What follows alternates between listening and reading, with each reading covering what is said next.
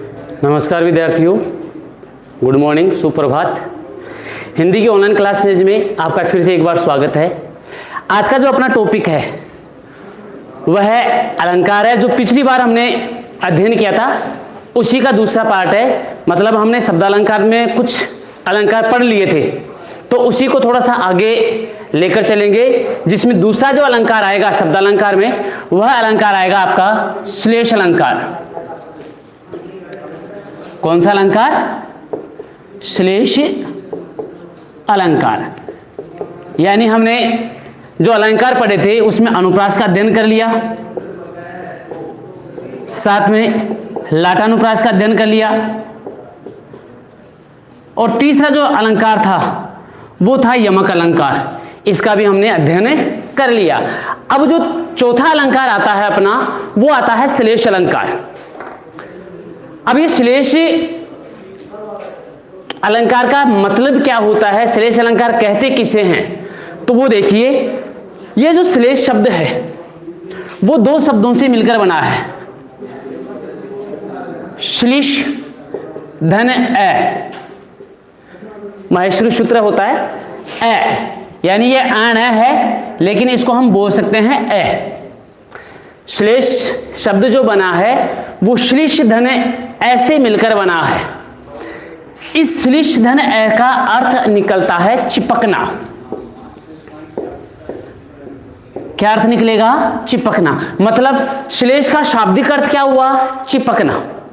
श्लेष अलंकार श्लिष धन ए से मिलकर बना है। संस्कृत का श्लिष और संस्कृत का ही ए, इसका दोनों का मिलाकर जो रूप निकला है वो क्या बना है? चिपकना। मतलब श्लेष का शाब्दिक अर्थ हुआ चिपकना। मतलब श्लेष में शब्द एक होता है और उसके अर्थ अलग अलग होते हैं, एक से ज्यादा होते हैं। तो श्लेष चिपकना हुआ एक शब्द और इसके अर्थ अनेक। परिभाषा सुनिए कि जब किसी काव्य या पद में एक ही शब्द के माध्यम से अनेक अर्थों की व्यंजना की जाए, जब किसी काव्य या पद में एक ही शब्द के माध्यम से अनेक अर्थों की व्यंजना की जाए वहां पर श्लेष अलंकार होता है। एक ही शब्द और अनेक अर्थ। अब कैसे? देखिए, नवजीवन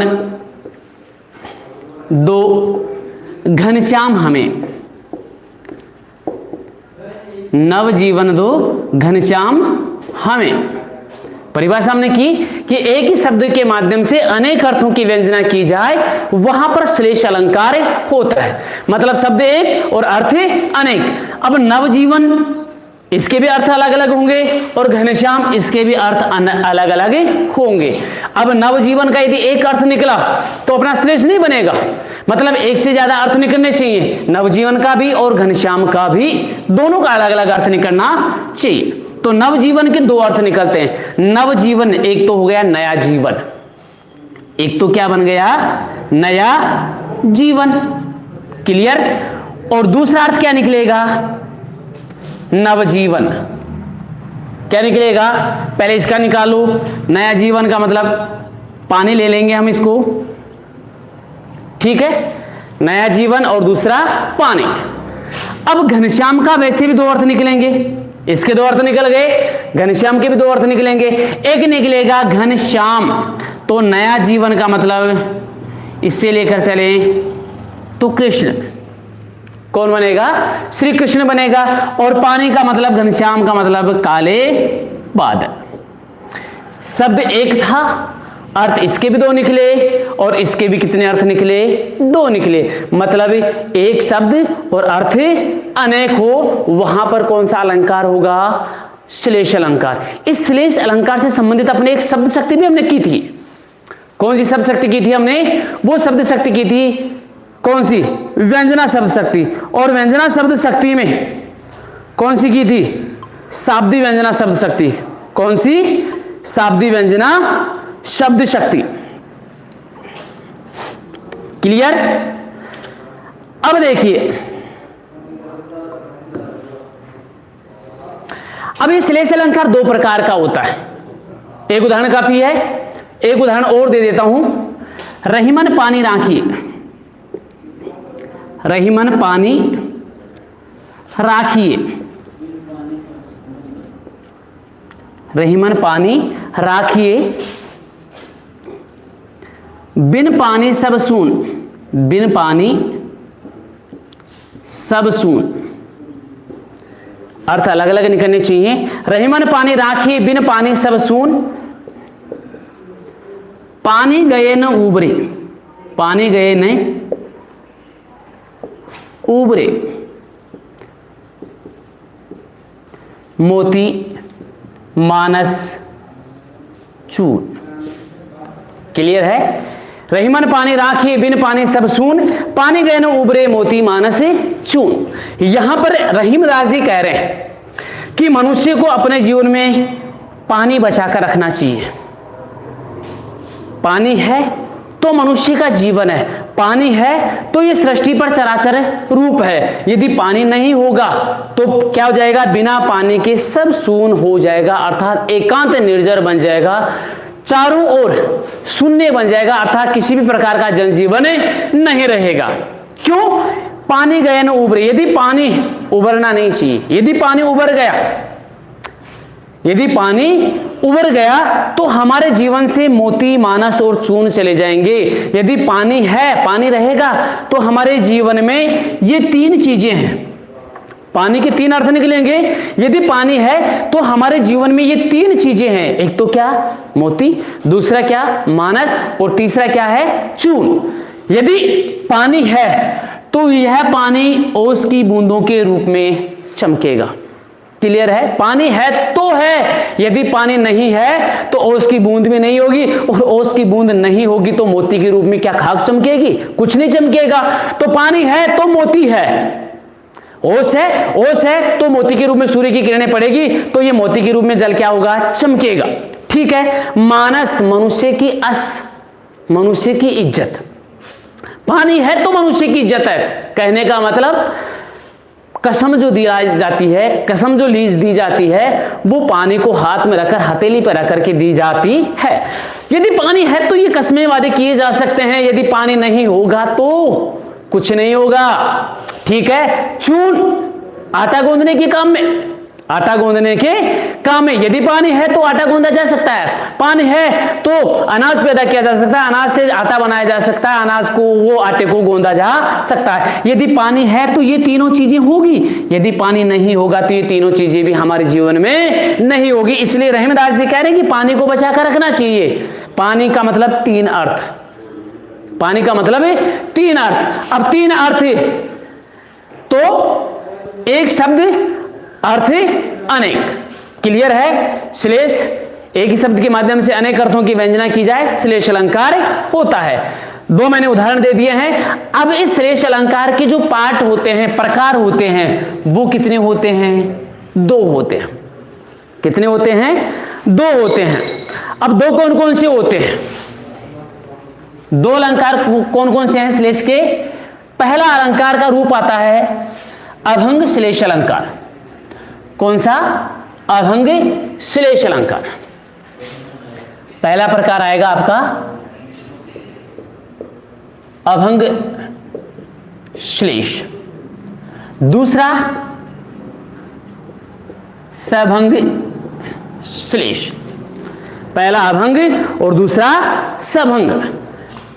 अभंग, भंग का मतलब विघटन, ए का मतलब नहीं, जिसका विघटन नहीं हो, जिसका विघटन नहीं हो और बिना विघटन के ही वो अपना अलग अलग अर्थ दे।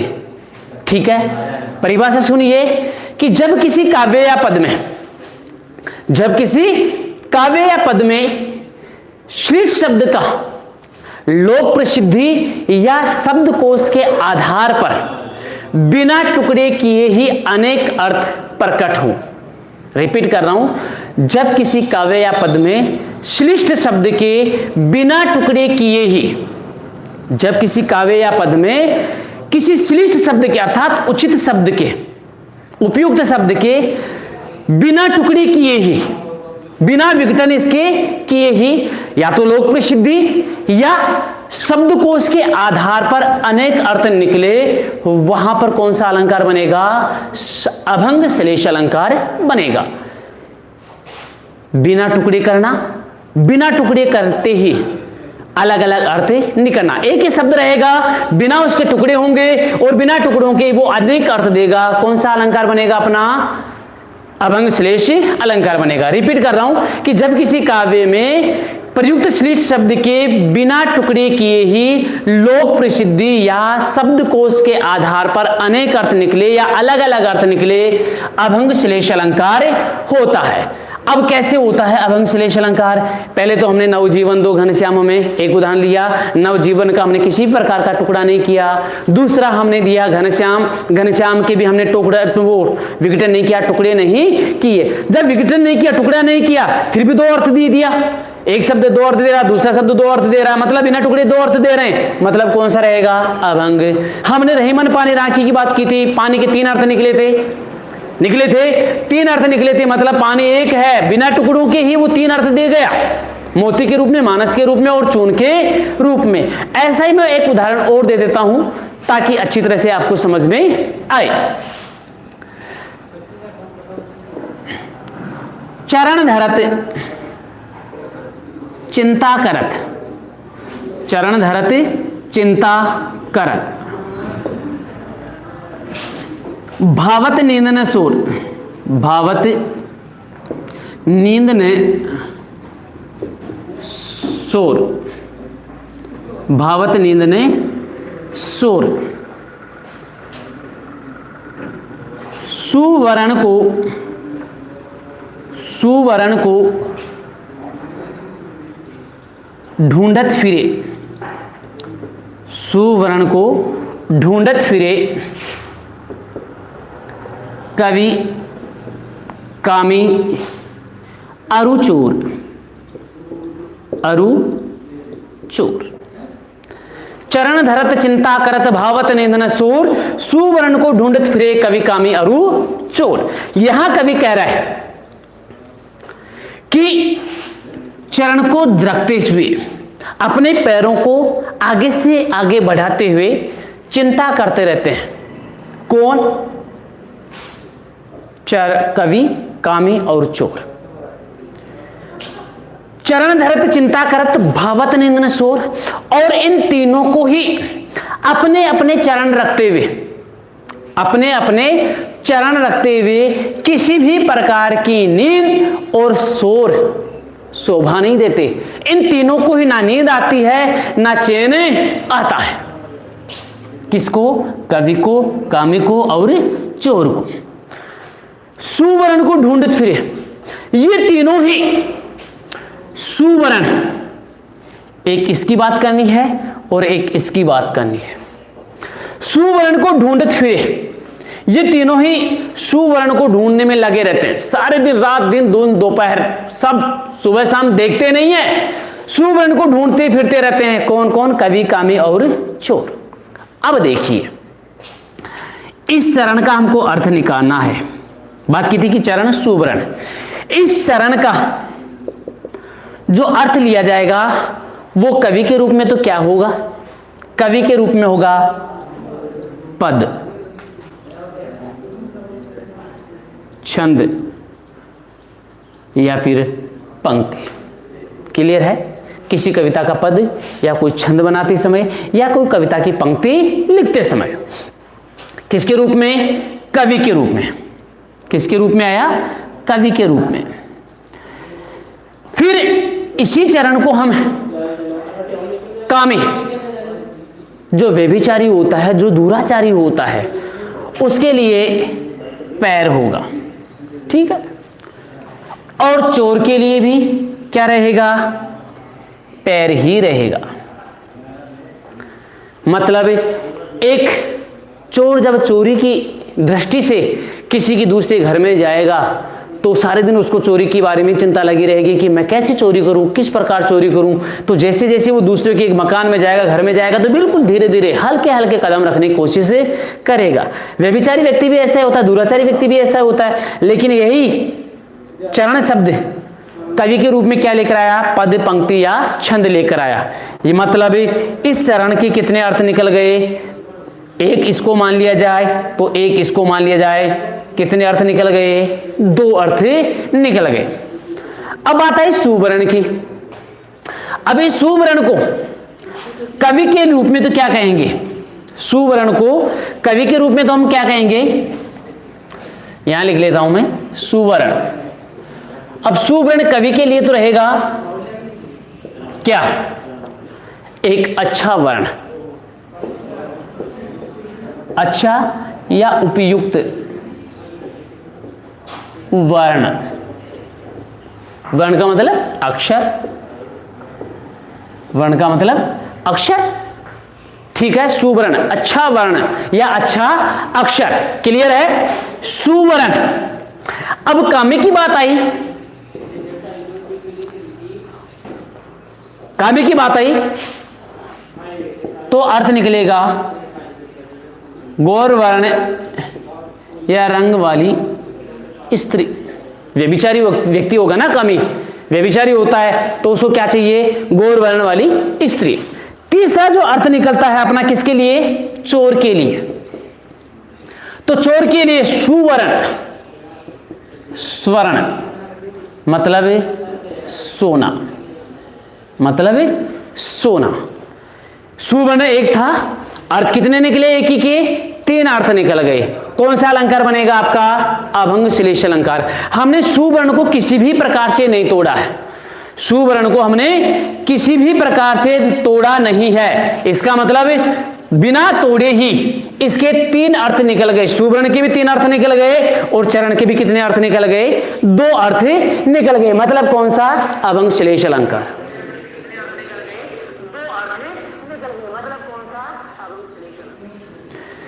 ठीक। अब आगे देखिए, अब ज्यादा उदाहरण देने की आवश्यकता नहीं है, एक उदाहरण और दे देता हूं ताकि अच्छी तरह से और समझ में आ जाए। नर की अरु नल नीर की, नर की अरु नल नीर की गति एके कर जोई। नर की अरु नलनीर की गति एके कर जोई। फिर जेते नीचो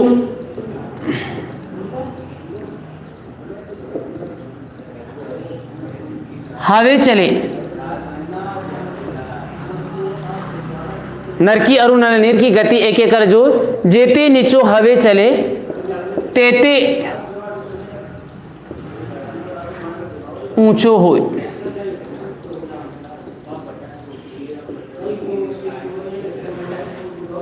जेते नीचो हवे चले तेते ऊंचो होय। अब देखिए यहां कवि ये कह रहा है कि नर, नर का मतलब मनुष्य, और नल का नीर, नल का पानी, नर और नल का पानी, इन दोनों की गति जो होती है, स्पीड जो होती है, बहाव क्षेत्र जो होता है, चलने की जो गति होती है वो एक ही होती है। कवि क्या कह रहा है कि मनुष्य की और नल के पानी की चलने की एक ही स्थिति होती है, एक ही गति होती है, एक ही प्रवाह होता है। कैसे? जेते नीचो हवे चले। अब जेते नीचो हवे चले, इसकी बात हमको करनी है।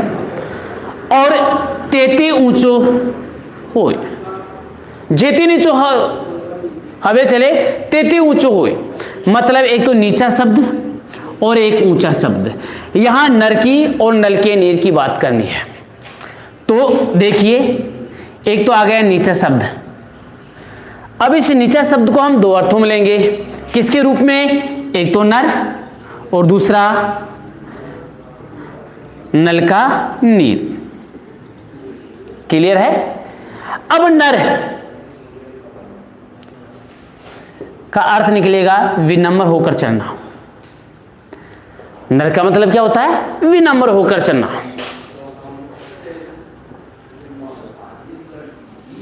यहां विनम्र के साथ साथ हम दे सकते हैं सद्भावी। ठीक है। नीचा नल के नीर गहराई को लेकर चलेगा। किसको लेकर चलेगा? गहराई। नीचा शब्द आया था, नीचा शब्द का दो अर्थ निकलेगा, एक तो नर के रूप में तो विनम्र होना, सद्भावी होना। क्लियर है? 100 बात सुना भी दोगे तो जो मनुष्य होता है, सज्जन मनुष्य होता है, वह यशस्वी मनुष्य होता है, वो हमेशा उस बात को सुनेगा और बिना कहे ही वो वहां से चला जाएगा। मतलब बड़ा विनम्र होता है, अर्थात वो हर कार्य बिल्कुल सोच समझ कर करता है, धैर्य के साथ में करता है। कौन? मनुष्य। कौन सा? जो सज्जन पुरुष होते हैं, जो सभ्य पुरुष होते हैं, उनकी बात है। नलका नीर। अब नलका नीर का मतलब नीचा तो गहराई को लेकर चलेगा, यही अर्थ है। फिर ऊंचा शब्द के लिए ले ले। किसके लिए ले ले? ऊंचा शब्द के लिए ले। यहां देख लो, ऊंचा। तो नर किसके रूप में आएगा और नलका नीर किसके रूप में आएगा, बता सकते हो। नर यदि जितना विनम्र होकर चलेगा, उसका यश, उसका पौरुष, उसकी प्रशंसा उतनी ही ज्यादा बढ़ेगी। मतलब दो बात हमने कह दी, वो विनम्र होकर के झुककर उसको सुन लेता है, फिर भी वो उसका कुछ जवाब नहीं देता। जब उस सच्चाई का हमको आकलन करना होता, जब हमारे सामने सच्चाई आती है, तो हमारे हृदय में उसके प्रति क्या बढ़ जाती है, और भी उसकी प्रशंसा हो जाती है, और भी हमारे हृदय में उसकी इज्जत बढ़ जाती है। सही है गलत?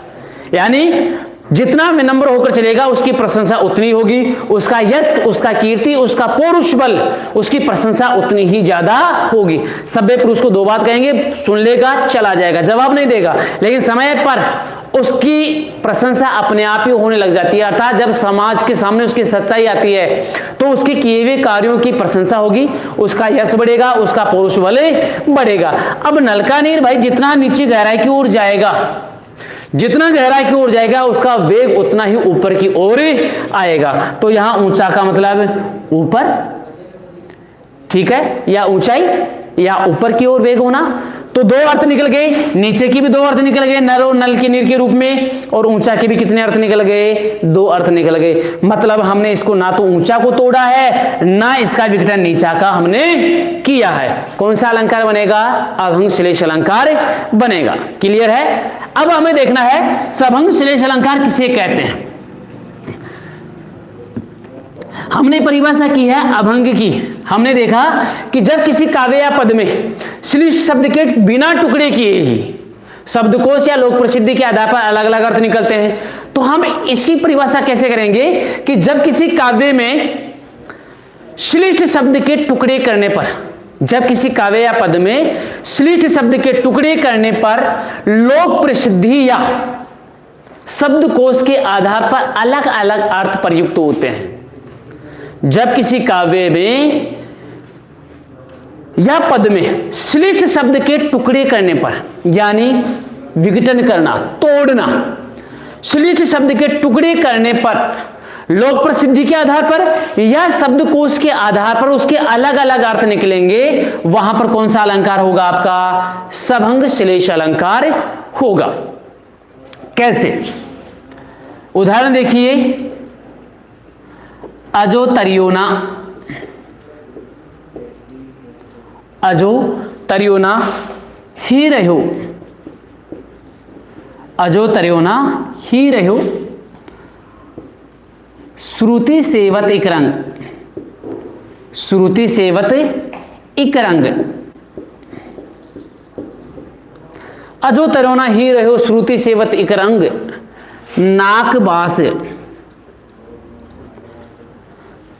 नाक बास बेसरी लहो,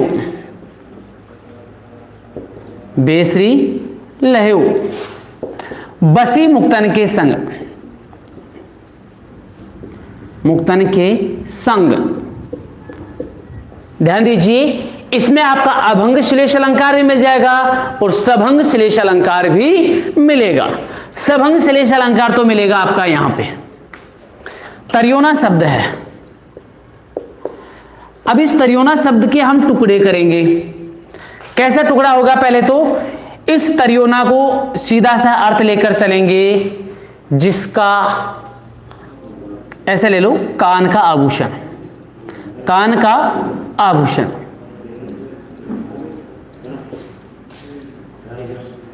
पहला। दूसरा अर्थ इसका हम तोड़ेंगे, तर्योधन नाम, तर्योधने ना, मतलब तर्यो और ना। तर्यो का मतलब होता है उद्धार, तर्यो का मतलब क्या होता है? उद्धार। ना का मतलब नहीं, जिसका उद्धार नहीं हुआ, जिसका उद्धार नहीं हुआ, जिसको मोक्ष की प्राप्ति नहीं हुई, वो क्या कहलाएगा? तर्योना। मतलब एक तर्योना का सीधा सा अर्थ क्या निकल गया? कान का आभूषण। यदि इसी का कोई दूसरा अर्थ निकल जाता बिना तोड़े हुए तो अभंग श्लेष अलंकार हो जाता, लेकिन इसका एक अर्थ ये निकाल लिया हमने, दूसरा इसका हमने तोड़ करके क्या निकाल लिया? अर्थ निकाल लिया। तोड़कर अर्थ निकाला कि जिसका उद्धार नहीं होता, जिसको मोक्ष की प्राप्ति नहीं होती, उसको हम क्या कहेंगे? तर्योना कहेंगे, सभंग श्लेष अलंकार कहेंगे। ठीक है। अब अभंग श्लेष अलंकार और कहां हो जाता है? एक नाक, इसके दो अर्थ निकल जाएंगे आपकी, बिना तोड़े हुए निकलेंगे। एक नाक का मतलब नासिका हो गया, अपनी नाक, नासिका, और एक नाक का अर्थ हो गया स्वर्ग, अभंग हो गया। दूसरा बास, नाक बास। अब यहां पर इस वास का मतलब होता है निवास करना, नाक पर पहना जाने वाला जो आभूषण है उसका निवास स्थान, और एक नाक का मतलब स्वर्ग में निवास करना। ठीक है। एक आता है मुक्तन। मुक्तन का मतलब होता है, एक तो होगा मोती, जो अपनी नथ होती है, नारियां जो नथ पहनती है, वो उस नथ में जो पहनने वाला जो मणि है वो क्या कहलाएगा? मोती। और दूसरा आता है मोक्ष। मुक्तन का मतलब क्या निकलेगा? मोक्ष। एक श्रुति, श्रुति का मतलब होता है कान या फिर सुनना, कोई सा भी अर्थ ले सकते हैं, मुख्यतः कान होता है। श्रुति का मतलब होता है कान, और दूसरा होता है श्रुति का मतलब वेद।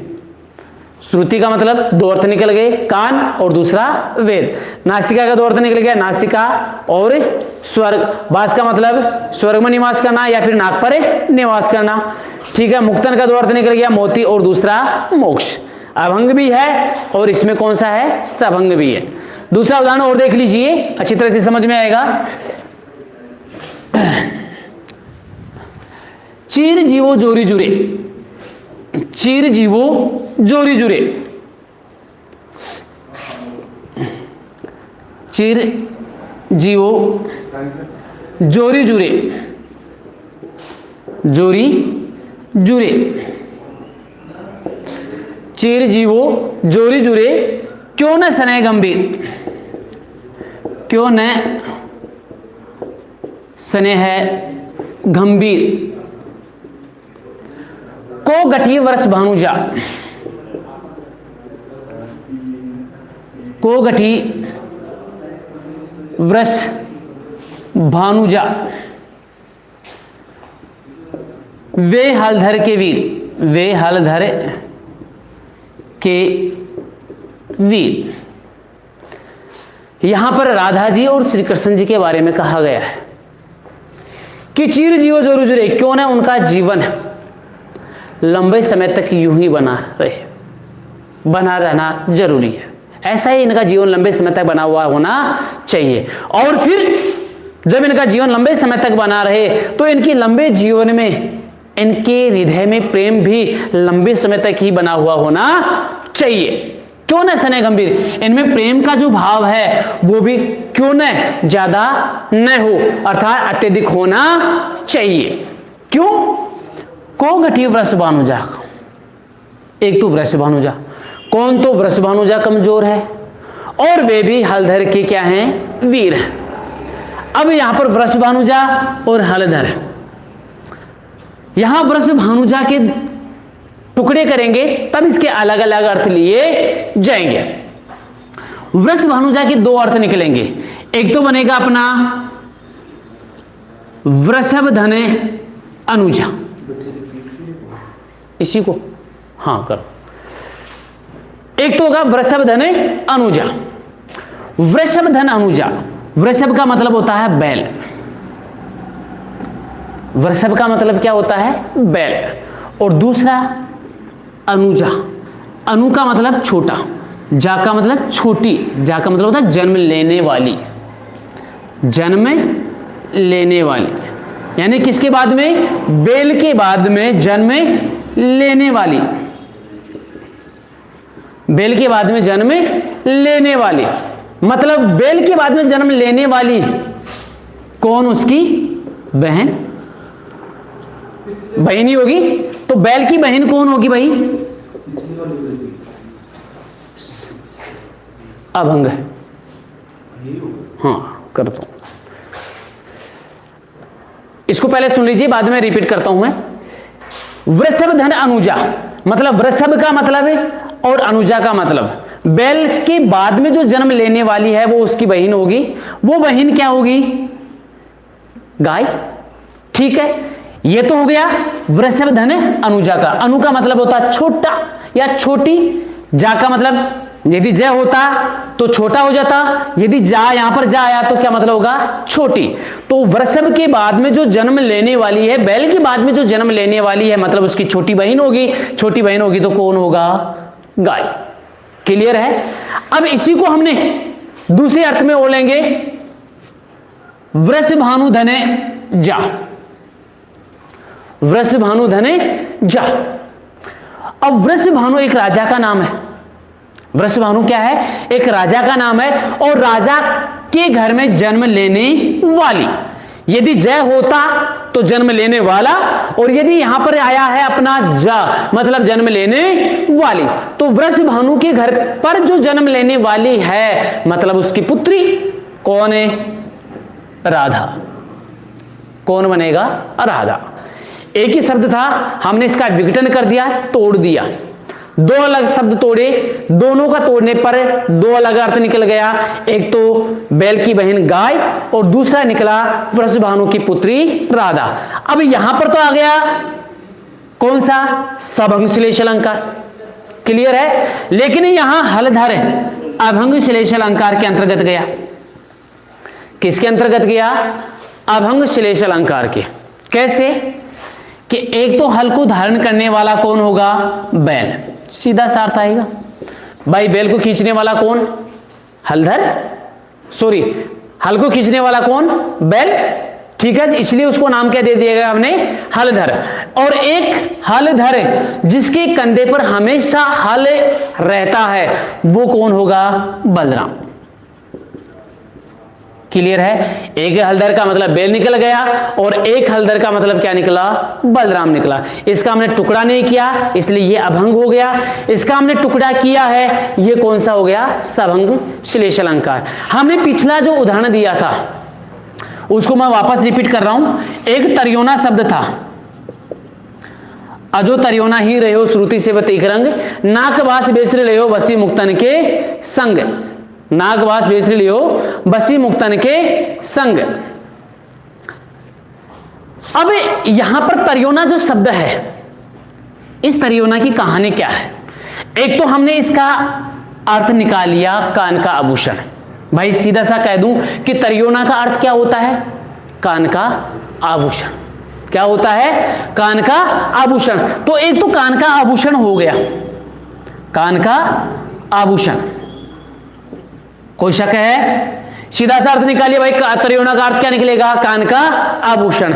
लेकिन जब हमने इसका सीधा अर्थ निकाल लिया तो हम इसका दूसरा अर्थ भी निकालेंगे, और वो सीधा अर्थ हमने कैसे निकाला, बिना टुकड़े किए हुए। लेकिन अब इसका हमने क्या करना होगा, टुकड़ा करना होगा। क्या करना होगा, हमको इसका टुकड़ा करना होगा। टुकड़ा करेंगे तब क्या निकलेगा, इसका दूसरा अर्थ निकलेगा। जब हम इसका टुकड़ा करेंगे तो क्या बनेगा, सभंग श्लेष अलंकार बनेगा। क्या बनेगा, सभंग श्लेष। तो इसका टुकड़ा किया हमने तरियो धने ना। जो तरा नहीं है, तरो, तरा का मतलब ऊपर आना। जैसे मैं पानी में हूं और पानी से तिर गया, तिर का मतलब ऊपर आना, ऊपर आना का मतलब जीवन को आनंद की प्राप्ति होना, तरियो ना। लेकिन जो तरियो नहीं है, जो तरा नहीं है, नीचे का नीचे रह गया, मतलब जिसको स्वर्ग की प्राप्ति नहीं हुई। किसकी प्राप्ति नहीं हुई? स्वर्ग की प्राप्ति नहीं हुई, जिसको मोक्ष की प्राप्ति नहीं हुई, जिसका उद्धार नहीं हुआ, वो क्या कहलाएगा? तरियो ना। जिसका उद्धार नहीं हुआ, जिसको मोक्ष की प्राप्ति नहीं हुई, वो क्या कहलाएगा? तरियो ना। इसका हमने क्या किया? टुकड़ा किया ना। टुकड़ा करने पर ही इसकी क्या निकले हैं? अर्थ निकले है। जिसका क्या हुआ? जिसको मोक्ष की प्राप्ति न हुई हो, जिसका उद्धार न हुआ हो, वो क्या कहलाएगा? तरियो ना। क्लियर है? इसके साथ ही हमने बात देखी थी एक श्रुति शब्द की। अब यहां पर तो ये तो हो गया सबंग, और इसी का दो अर्थ निकला है सबंग, एक तो टुकड़े करने पर, एक ऐसे निकल गया, तो ये तो हो गया सबंग। लेकिन हम इसकी बात करेंगे श्रुति शब्द की, तो इसका हमने कोई विघटन नहीं करना है, हम इसको तोड़ेंगे नहीं, लेकिन फिर भी इसके अर्थ निकल जाएंगे दो। एक तो हो गया कान, और एक हो गया इसका दूसरा अर्थ वेद, मतलब अभंग श्लेष अलंकार। ऐसे हमने क्या किया था? नाक, नाक का अर्थ भी हमने दो लिया था, एक लिया था स्वर्ग और एक अपनी नासिका। मोक्ष की बात आई थी, जिसको मुक्तन कहते हैं। एक का अर्थ होता है मोक्ष और दूसरा होता है मोती। नथ में पिरोज होने वाला जो मोती होता है वो क्या कहलाएगा? मोती कहलाएगा। मणि जो होता है वो मोती कहलाएगा। इस प्रकार कौन सा अलंकार है? दो वे, एक तो अभंग श्लेष अलंकार और दूसरा सबंग श्लेष अलंकार। अब तीसरी जो बात आती है, अंकित कुमार क्या कह रहा है? नो सर, रोल ताकर ना, समझ में नहीं आया। एक चीज देखो, हमें शब्द के टुकड़े करें। हमने अभंग श्लेष अलंकार की बात की थी। अभंग का मतलब होता है जिसका हम टुकड़ा ना करें, और टुकड़ा न करने पर भी अलग अलग अर्थ निकले। लेकिन उसके लिए गारंटी क्या होती है कि हम उस शब्द को यथा स्थिति में लेकर ही उसके हम क्या निकालें? अर्थ निकालें। क्या निकालें? यथा स्थिति में ही उसके अर्थ निकालें। तो वहां तो कौन सा अलंकार बनेगा? अभंग। जैसे मैंने नाक का अर्थ ले लिया, भाई स्वर्ग होगा, और दूसरी क्या होगी? अपनी नासिका होगी। ठीक है, हमने इसका किसी भी प्रकार का विघटन नहीं किया, किसी भी प्रकार का विघटन नहीं किया, तो मतलब एक ही शब्द के अर्थ अनेक निकल गए। समझ में आ गई बात? लेकिन हम ये कह दें, आया था अपना कौन सा? वृष भानुजा। कौन सा आया था? वृष भानुजा। अब वृष भानुजा के हमने क्या किए हैं? टुकड़े किए। एक तो वृषभ धने अनुजा, वृषभ धने अनुजा। अब इसका यदि हमको दो अर्थ निकालने होते, कैसे? इसकी बिना टुकड़े किए ही, इसकी बिना टुकड़े किए ही यदि दो अर्थ निकल जाते तो अपना अभंग होता है, जाहिर सी बात है। लेकिन हमको इसके टुकड़े करने पर ही दो अर्थ की प्राप्ति होती है। कितने अर्थों की प्राप्ति होती है? दो अर्थों की प्राप्ति होती है। तो कौन सा बन जाएगा अपना? सबंग श्लेष, मतलब टुकड़ों के साथ अर्थ निकालना। किसके साथ? टुकड़ों के साथ। तो एक तो वृषभ धन अनुजा। देखो भाई, वृषभ का मतलब तो होता है बैल। बात समझ में आ रही है? वृषभ का मतलब तो क्या होता है? बैल। समझ में आ गया? ठीक है, बैल। और अनुजा का मतलब, अनु का मतलब होता है छोटा या छोटी, और जा का मतलब तो भाई जा है, स्त्री पुरुष से हमेशा क्या होती है? बड़ी होती है। तो अनु का मतलब छोटा या छोटी, लेकिन जा शब्द आ गया तो जा का मतलब होता है जन्म लेने वाली। क्लियर है? तो बैल के बाद में जो जन्म लेने वाली है, मतलब उसकी छोटी बहन गाय तो बनेगी भाई। टुकड़ा हुआ ना, एक वृष भानु और फिर उसकी जा, मतलब वृष भानु के घर पर जन्म लेने वाली, मतलब उसकी बेटी होगी। जन्म लेने वाली तो उसकी बेटी बनेगी, और जन्म लेने वाला होता तो उसका बेटा होगा। लेकिन यहां पर जा आया तो मतलब जन्म लेने वाली। क्लियर है? क्लियर? ओके, चलो आगे चलिए। अब आता है अपना उपमा अलंकार। ध्यान से पढ़ो, ध्यान से देखो, समझ में जरूर आएगा। टॉपिक है अपना उपमा अलंकार। ये उपमा अलंकार अर्थालंकार के अंतर्गत आता है। किसके अंतर्गत है? अर्थालंकार के अंतर्गत। अब उपमा शब्द जो बना है दो शब्दों से मिलकर बना है, उप और मा। उप का मतलब होता है समीप। उप का मतलब क्या होता है? समीप या पास। मा का मतलब होता है मापना, तोलना या फिर रखना। ठीक है, मतलब कोई दो वस्तुएं हैं, भिन्न भिन्न वस्तुएं हैं, उन दो भिन्न भिन्न वस्तुओं को हम क्या करेंगे? पास में लाएंगे। एक ये चीज है, एक ये चीज है, दो चीजें हैं, अलग अलग हैं, लेकिन इन दोनों को हम क्या करेंगे? जोड़ेंगे, दोनों को पास पास में लाएंगे। दोनों को पास पास में लाएंगे तो दोनों की हमको क्या बननी मिलेगी? एक चीज मिलेगी। ये एक होना ही क्या बन जाएगा? उपमा बन जाएगा। तो उपमा का शाब्दिक अर्थ उप और मा से मिलकर बना है। उपमा में उप का अर्थ होता है पास या समीप, या और फिर मा का अर्थ होता है मापना, तोड़ना या रखना। लेकिन इसका दोनों का मिक्स का जो रूप है, दोनों का संयुक्त जो रूप है, अर्थ है, वो होता है सदृश, समान, तुल्यता या तुलना। तुल्य या तुलना, समान, सदृश, तुल्य या तुलना। किसका अर्थ निकला? उपमा का शाब्दिक अर्थ निकला। परिभाषा सुन लीजिए, ध्यान से सुनना। जब किसी काव्य या पद में, जब किसी काव्य या पद में उपमेय और उपमान में, उपमेय और उपमान में तुलना होते हुए भी, जब किसी काव्य या पद में उपमेय व उपमान में तुलना होते हुए भी उनमें सुंदर समानता दिखाई जाए, उनमें सुंदर समानता दिखाई जाए, वहां पर कौन सा अलंकार होगा? उपमा अलंकार होगा। रिपीट कर रहा हूं कि जब किसी काव्य में, दो बात की है मैंने, एक तो उपमेय की और दूसरी किसकी बात की हमने? उपमान की। कि जब किसी काव्य में उपमेय और उपमान में तुलना होते हुए भी उन दोनों में सुंदर समानता दिखाया जाए, उन दोनों में समानता दिखाया जाए, दोनों को एक समान दिखाया जाए, वहां पर कौन सा अलंकार होगा? आपका उपमा अलंकार होगा। क्लियर है? परिभाषा समझ में आ गई? उपमेय और उपमान। अब ये सुन लीजिए कि उपमेय क्या होता है और उपमान क्या होता है। उपमेय होता है संज्ञा। उपमेय क्या होता है? संज्ञा। उपमान होता है विशेषण। ध्यान से सुनना, ध्यान से देखना, पढ़ना भी ध्यान से। उपमेय का मतलब होता है संज्ञा और उपमान का मतलब होता है विशेषण। कैसे होता है वो मैं समझा रहा हूं, ध्यान से सुनना। उपमेय जो हमारे पास उपलब्ध होता है, आप देखोगे कि सर एक काव्य पद आ गया, उसमें उपमेय क्या होगा और उपमान क्या होगा, कैसे हम छांटें, कैसे उसको अलग करें। तो एक बात ध्यान से अपने माइंड में बिठा लेना कि जो अपने पास अपने शरीर से संबंधित है, फर्स्ट प्रायोरिटी, जो अपने शरीर के पास उपस्थित है, शरीर में जो अपना शरीर है, अपने जीवन में जो शरीर है, वह क्या बनेगा? उपमेय बनेगा। जो अपने पास उपलब्ध है, उपलब्ध क्या? अपना शरीर।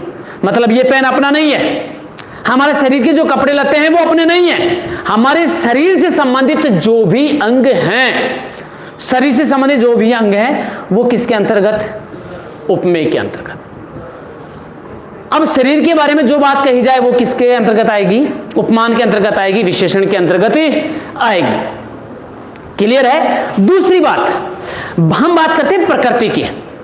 यदि कोई प्रकृति के बारे में बात कही जा रही है, प्रकृति के बारे में बात कही जा रही है, किसी दूसरी व्यक्ति विशेष के बारे में बात कही जा रही है, तो जिसके बारे में जिसके बारे में बात कही जाए वो क्या बनेगा भाई? उपमेय बनेगा। कैसे बनेगा? एक उदाहरण के साथ तुमको मैं समझाता हूं। उदाहरण है चंद्रमा सा कांतिमय, चंद्रमा सा कांतिमय मुख रूप दर्शन है तुम्हारा।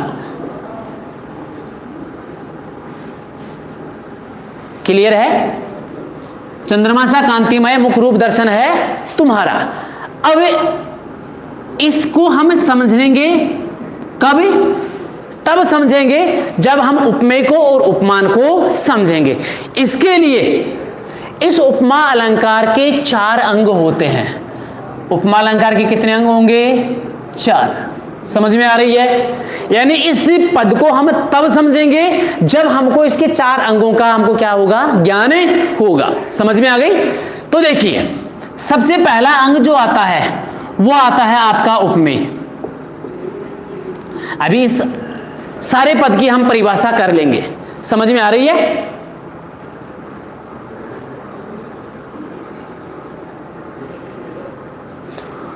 क्या कर रहे हैं? सब लेने के लिए तो बोल रहे हैं। कौन क्या कह रहा है?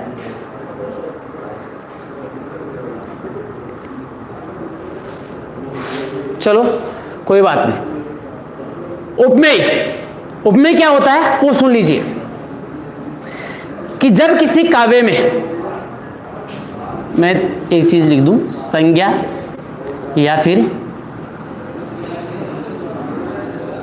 विशेष। समझ में आ गई? इसको हम संज्ञा नाम भी दे सकते हैं और दूसरा नाम क्या देंगे? विशेष।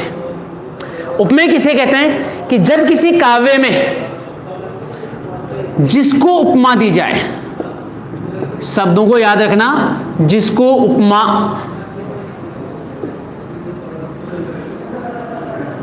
दी जाए, जिसको उपमा दी जाए, या फिर जिसकी तुलना की जाए, तुलना की जाए। ध्यान रखना, जिसको उपमा दी जाए या फिर जिसकी तुलना की जाए। रिपीट, जिसको के साथ तो उपमा आएगी, को के साथ तो क्या आएगी? उपमा आएगी, और की के साथ क्या आएगी? तुलना आएगी। तो जब किसी काव्य में जिसको उपमा दी जाए, या तो संज्ञा को या फिर विशेष से, एक ही चीज है, जिस संज्ञा को उपमा दी जाए वो क्या कहलाएगा? उपमेय कहलाएगा। जिसकी तुलना की जाए, अब किसकी की जाएगी? जिसको उपमा दी जाएगी उसी की तो तुलना की जाएगी। क्लियर है ना? तो जिसकी तुलना की जाए वो भी क्या कहलाएगा? उपमेय कहलाएगा। जिसको उपमा दी जाए वो भी क्या कहलाएगा? उपमेय कहलाएगा। अब हमारे पास ये जो पूरा पद दिया हुआ है, ऐसा कौन सा शब्द है जो हमारे पास उपलब्ध है? कौन सा है? देखिए, चंद्रमा सा कांतिमय मुख रूप दर्शन है तुम्हारा। इसमें से ऐसा कोई शब्द ऐसा है जो हमारे पास अवेलेबल होता है, हमारे पास उपस्थिति होता है। कौन सा है? कौन सा रहेगा? वो रहेगा मुख या रूप या दर्शन। मुख रूप दर्शन एक ही बात है।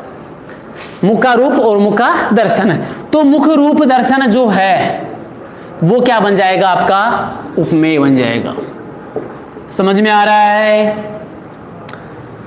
जिसको उपमा दी जाए, जिसकी तुलना की जाए, जिसकी उपमा दी जाएगी, जिसको उपमा दी जाएगी, जिसका तुलना का रूप होगा वो क्या आएगा? मुख आएगा। भाई मुख हमारे पास उपस्थित है, इसलिए ये क्या बन जाएगा? उपमेय बन जाएगा। अब दूसरा बनेगा भाई उपमान। क्या बनेगा?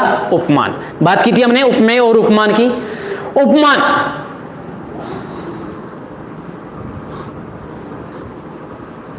विशेषण,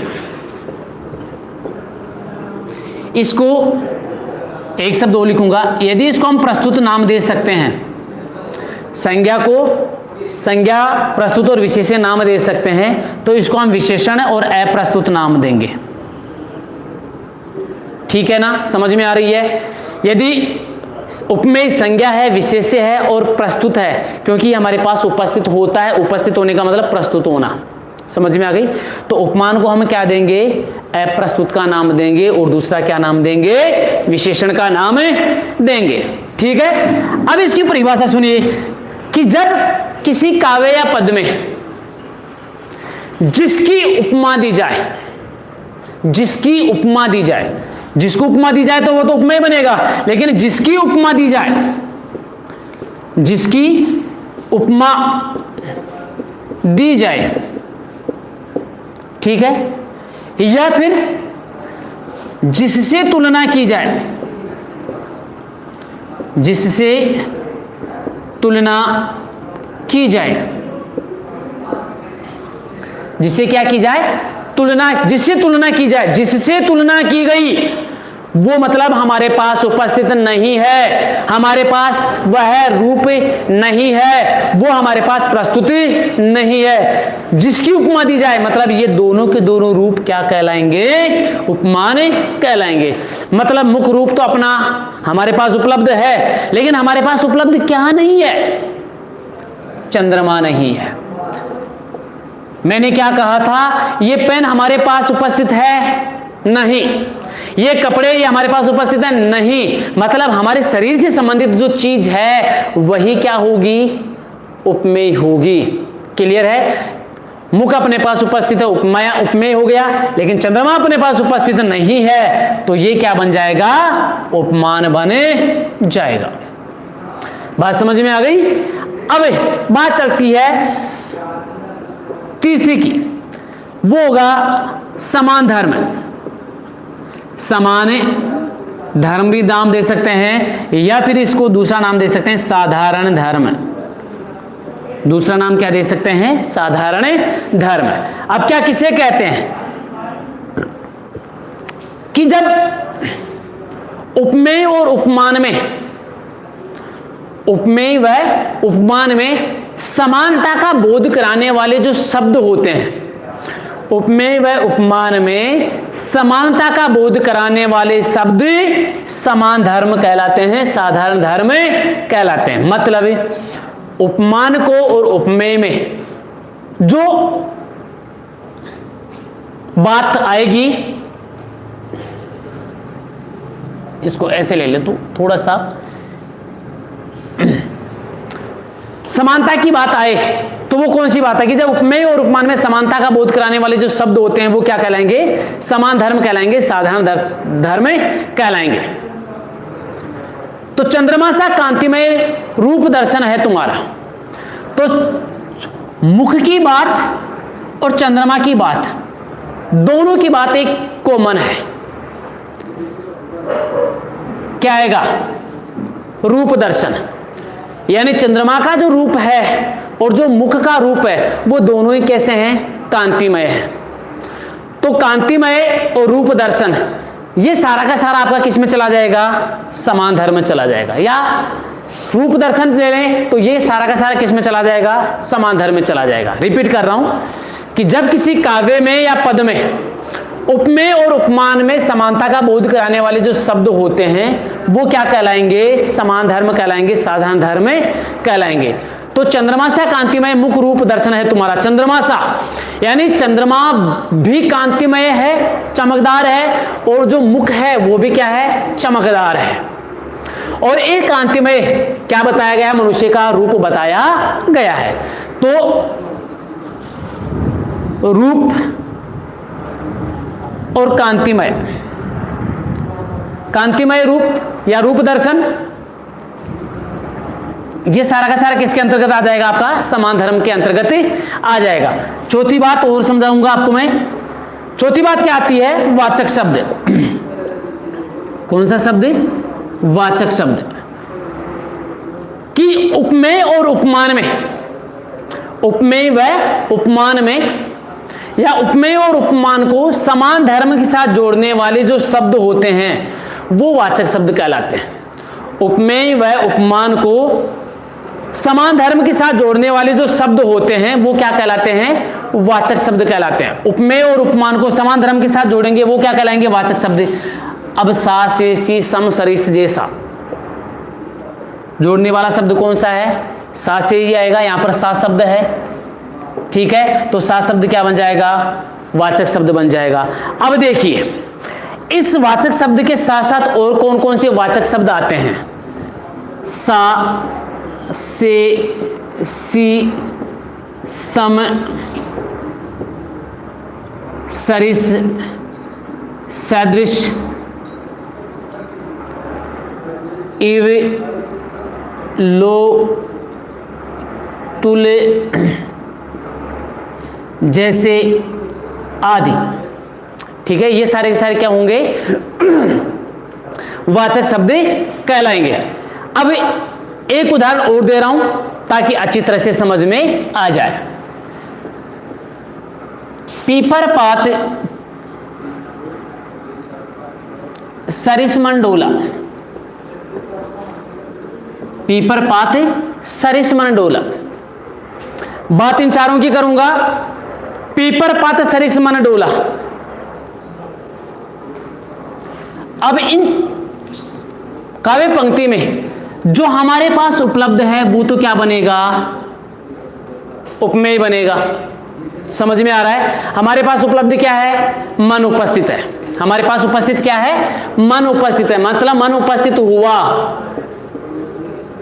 वो क्या बनेगा? उपमेय बनेगा। दूसरा उपमान बनेगा। तो जो हमारे पास उपलब्ध नहीं है, मतलब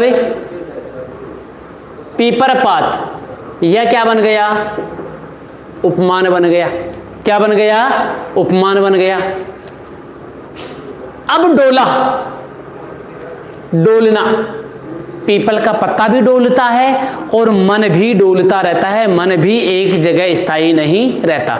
जिस प्रकार हवा के वेग के साथ, हवा के वेग के साथ पीपल का पत्ता डोलता रहता है, पीपल का पत्ता डोलता रहता है, उसी प्रकार मन भी क्या होता रहता है? डोलता रहता है।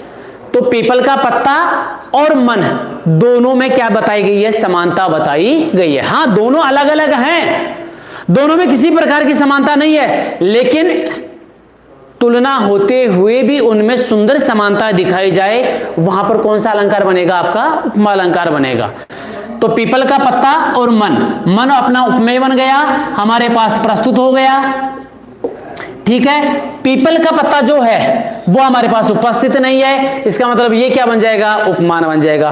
पीपल का पत्ता भी डोल रहा है और मन भी डोल रहा है। मन डोल रहा है तो डोलना क्या बन जाएगा? समान धर्म। क्या बन जाएगा? समान धर्म। दिख रहा है उधर? और सरिस क्या बन जाएगा आपका? वाचक शब्द। सरिस क्या बन जाएगा आपका? वाचक शब्द। सरिस लिखा हुआ है यहां पर, तो पीपर पात सरिसमन डोला, पीपर का पत्ता उपमान बन जाएगा, सरिस वाचक शब्द बन जाएगा, मन आपका उपमेय बन जाएगा और डोलना क्या बन जाएगा? समान धर्म बने जाएगा। अब ये उपमा अलंकार 3 प्रकार का होता है। कितने प्रकार का होता है? 3 प्रकार का। पहला प्रकार आपका आता है पूर्णोपमा। पहला प्रकार कौन सा आएगा? पूर्णोपमा। दूसरा आएगा आपका लुप्तोपमा। और तीसरा जो आपका प्रकार आएगा उपमा अलंकार का, वो तीसरा प्रकार है, टाइम हो भी गया, आज बहुत जल्दी हुआ, 10 बजे तक ले लेता हूं, हाँ ना। और तीसरा होगा अपना मालोपमा। पहला प्रकार आएगा पूर्णोपमा अलंकार, दूसरा आएगा आपका लुप्तोपमा और तीसरा प्रकार आएगा आपका मालोपमा अलंकार। कौन सा अलंकार आएगा? मालोपमा। समझ में आना चाहिए, ध्यान से सुनना। जब किसी काव्य या पद में, जब किसी काव्य या पद में उपमा अलंकार के चारों अंगों का प्रयोग हो, चारों अंगों का क्या हो? प्रयोग हो, वहां पर पूर्णोपमा अलंकार होता है। जब किसी काव्य में या पद में उपमा अलंकार के चारों अंगों का प्रयोग हो, वहां पर कौन सा अलंकार आएगा आपका? पूर्णोपमा। जैसे हमने बात की थी पीपर पात सरिसमन डोला, या दूसरा उदाहरण देख लीजिए, राधा का मुख चंद्रमा के समान सुंदर है। राधा का मुख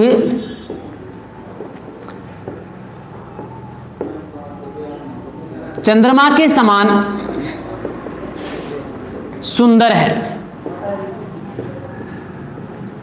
राधा का मुख चंद्रमा के समान क्या है? सुंदर है। अब इसमें चारों अंगों का प्रयोग हुआ कि नहीं हुआ? राधा का जो मुख है वो आपका क्या बनेगा? उपमेय बनेगा। राधा का मुख आपका क्या बनेगा? उपमेय बनेगा। चंद्रमा आपका क्या बनेगा? उपमान बनेगा। अब उपमेय और उपमान में समानता का बोध कराने वाला शब्द क्या है? सुंदर। क्या बनेगा? सुंदर। तो सुंदर आपका समान धर्म बन गया, ठीक है। और समान आपका क्या बन गया? वाचक शब्द बन गया। कौन सा बन गया? वाचक शब्द बन गया। दिख रहा है इधर? ठीक है। राधा का मुख चंद्रमा के समान सुंदर है, दिख रहा है। राधा का मुख चंद्रमा के समान, राधा का मुख उपमेय बन गया, चंद्रमा उपमान बन गया, के समान आपका वाचक शब्द बन गया, और सुंदर जो शब्द है वो क्या बन गया? आपका समान धर्म में बन गया। मतलब राधा का मुख भी सुंदर है और चंद्रमा भी कैसा है? सुंदर है। उधर हमने देखा था कि चंद्रमा सा कांतिमय, कांतिमय जो रूप आया है, कांतिमय जो रूप आया है वो कांतिमय क्या बनेगा? आपका समान धर्म बनेगा। चंद्रमा आपका उपमान बनेगा। मुख जो है आपका क्या बनेगा? उपमेय बनेगा, ठीक है। सा से सी सम सरी से आपका क्या बनेगा? वाचक शब्द बनेगा। क्लियर है? पहेली सा जीवन है व्यस्त, पहेली सा जीवन है व्यस्त, पहेली सा जीवन है व्यस्त। अब पहेली सा जीवन है व्यस्त, तो यहां जीवन क्या बनेगा? आपका उपमेय बनेगा। जीवन क्या बनेगा? उपमेय बनेगा। समझ में आ रहा है? जीवन उपमेय बनेगा, पहेली उपमान बनेगा, क्योंकि अपने पास उपस्थित नहीं है। पहेली भी व्यस्त है और जीवन भी व्यस्त है, मतलब जीवन समान धर्म बन जाएगा या साधारण धर्म बन जाएगा, ठीक है। सा से सी सम सरी से जैसा आपका क्या बन जाएगा? वाचक शब्द बन जाएगा। कोई दिक्कत? कोई दिक्कत नहीं है। अब अगला आता है अपना लुप्तोपमा। 1, 2, 3 और 4 चारों अंगों का प्रयोग हो जाए पूर्णोपमा अलंकार। लुप्तोपमा अलंकार किसे कहते हैं? कि जब किसी काव्य में उपमा अलंकार के चारों अंगों में से एक या दो अंग अनुपस्थित रहें। जब किसी काव्य या पद में उपमा अलंकार के चारों अंगों में से कोई सा भी एक या दो अंग अनुपस्थित रहें, तो वहां पर कौन सा अलंकार बनेगा? आपका लुप्तोपमा अलंकार बनेगा। चारों अंगों का प्रयोग हो जाए पूर्णोपमा, चारों अंगों में से कोई सा भी अंग अनुपस्थित हो जाए, कोई सा भी अंग अनुपस्थित हो जाए, चाहे एक उपमेय हो जाए, चाहे उपमान हो जाए, चाहे समान धर्म हो जाए, या फिर वाचक शब्द हो जाए, कोई सा भी अंग अनुपस्थित हो जाए, वहां पर कौन सा अलंकार होगा? लुप्तोपमा, अर्थात लुप्त धन उपमा। कोई भी अंग अनुपस्थित होना लुप्तोपमा अलंकार कहलाता है। कैसे?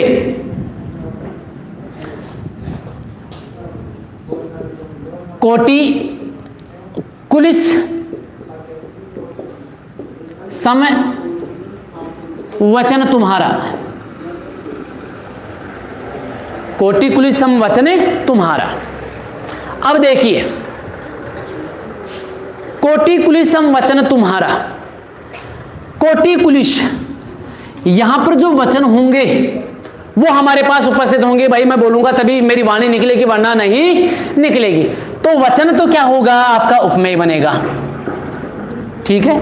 करोड़ों वचनों के समान तुम्हारे वचन है। इसका अर्थ क्या निकलेगा? कि कोटि करोड़, पुलिस का मतलब होता है वज्र, करोड़ों वज्रों के समान तुम्हारे क्या हैं? वचन है, तुम्हारे वचन है। तो तुम्हारे वचन जो रूप आया है वो तो क्या बन जाएगा? आपका उपमेय बन जाएगा। अब किसके समान है? करोड़ों वज्रों के समान, तो करोड़ों वज्र आपके क्या बन जाएगा? उपमान बन जाएगा। बात समझ में आ रही है? अब सम सा सी सम जैसा क्या बन जाएगा? वाचक शब्द बन जाएगा। अब करोड़ों वज्र कैसे होते हैं? करोड़ों वज्र कोमल होते हैं, कठोर होते हैं, कैसे लचीले होते हैं, कैसे होते हैं हमको नहीं पता, लेकिन यहां पर सीधी सी बात कही गई है कि करोड़ों वज्रों के समान तुम्हारे वचन हैं। भाई वज्र हैं, लेकिन हमें यह नहीं पता कि वज्र कठोर होता है या कोमल होता है, लेकिन सीधी सी बात यहां पर क्या दी हुई है? करोड़ों वज्रों के समान तुम्हारे वचन है। तो उपमान तो हो गए करोड़ों वज्र, सम से, सा से, सी सरे जैसा आपका वाचक शब्द हो गए। वचन तुम्हारे उपमेय बन गया, लेकिन कैसा है वज्र, वचन कैसे हैं ये दिया हुआ नहीं है। इसका मतलब यहां पर जो समान धर्म है, नीचे लिख देता हूं, समान धर्म जो है वो क्या हो गया आपका, लुप्त बन गया। समान धर्म आपका क्या बन गया, लुप्त बन गया। समझ में आ रहा है? समान धर्म आपका क्या बन गया, लुप्त बन गया। कोई दिक्कत है? दूसरा देखिए,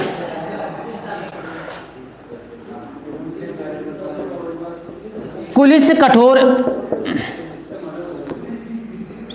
सुनत कटुबानी,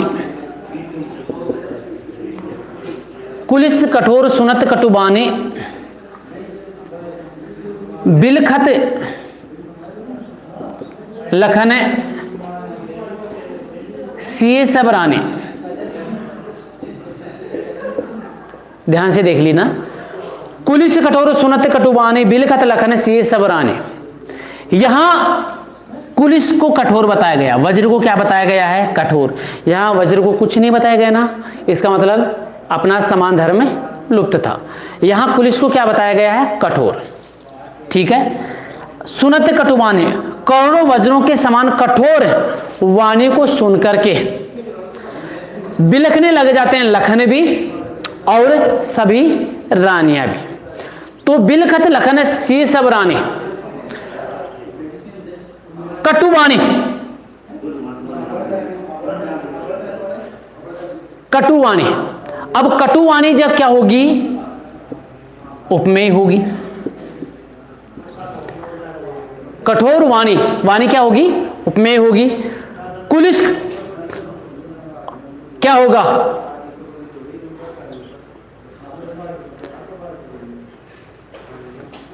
उपमान होगा। क्या होगा, उपमान होगा। अब वाणी कैसी है, कटु है, तो कुलिस क्या आया, कठोर आया। तो ये कठोर वज्र के समान कौन सी वाणी सुनी, कुलिस के समान हमने क्या सुनी, वाणी सुनी। तो यह आपका बन जाएगा आपका समान धर्म। क्या बन जाएगा, समान धर्म। रिपीट कर रहा हूं, ध्यान से सुनना।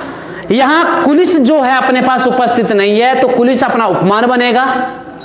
कठोर यानी वाणी भी कठोर है तो वज्र भी कैसा है, कठोर है। तो दोनों में समानता का बोध कराने वाला जो शब्द है वो कठोरता है।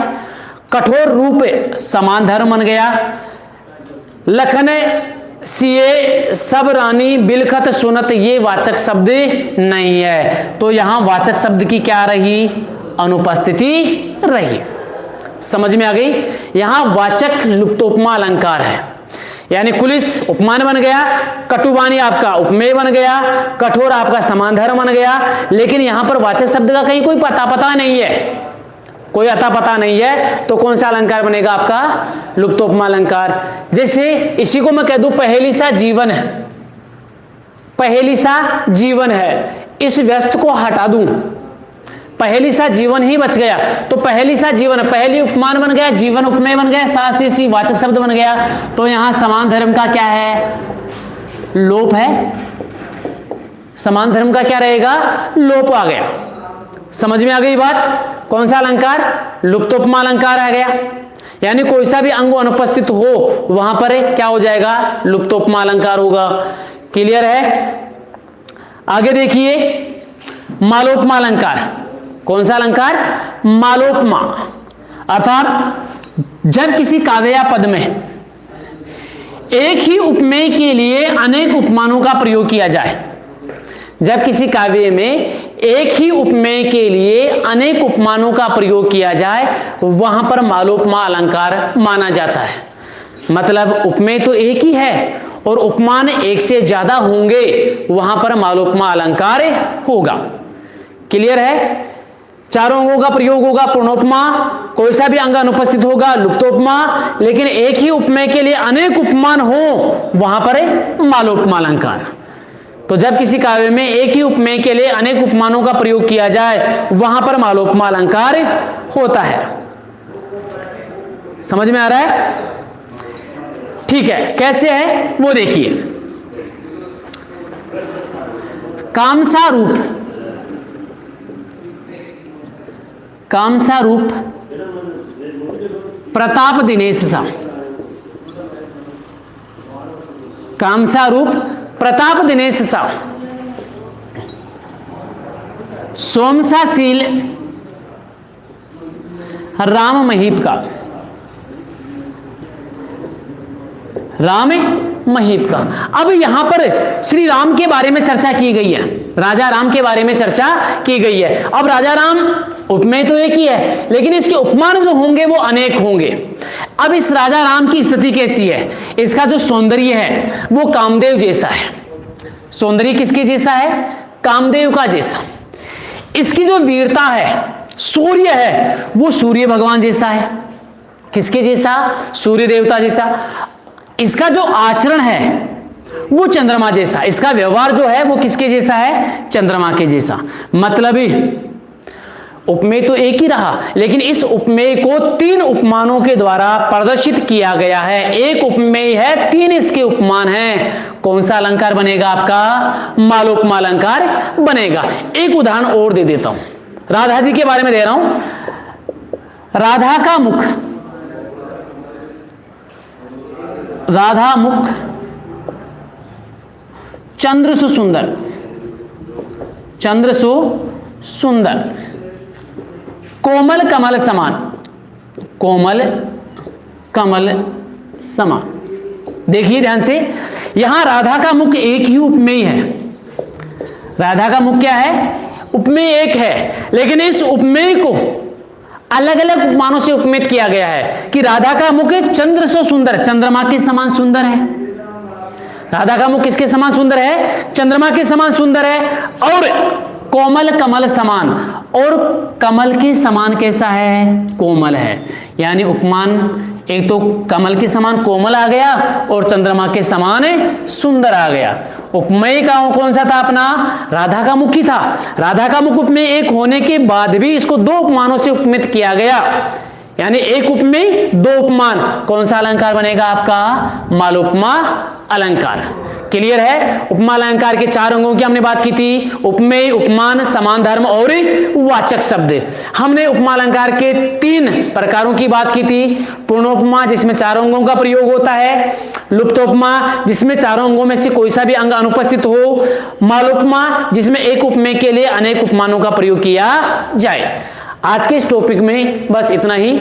अगली बार जब हम बात करेंगे तब इस उपमा के बाद में जो अलंकार आएगा वो रूपक है, उत्प्रेक्षा है, इसके अलावा विरोधाभास है और अपना दृष्टांत उदाहरण अलंकार है, उसके बारे में चर्चा करेंगे। धन्यवाद।